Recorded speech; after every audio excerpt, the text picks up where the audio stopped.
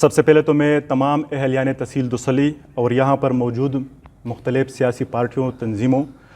کے نمائندگان بشمول لوکل گورنمنٹس کے نمائندوں کی طرف سے آپ تمام صحافی حضرات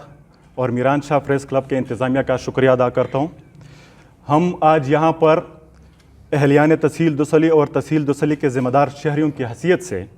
آپ سب کے سامنے ایک نہایت اہم مسئلہ پیش کرنا چاہتے ہیں جو کہ ہمارے علاقے کے ہر فرد کی زندگی کو متاثر کر رہا ہے، اور وہ ہے موبائل سگنلز اور DSL کنیکشنز۔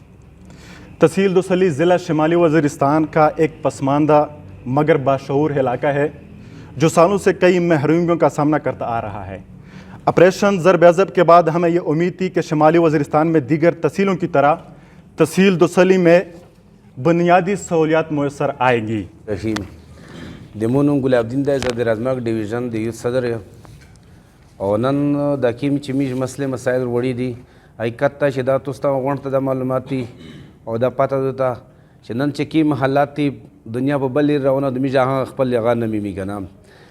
نیټ شته، موبایل سیګنل ښه صحیح نه وي، دا نیټ هغه وای فای یا دا نیټ ورک چې کوم دی دا خو لرې خبره دي که نه.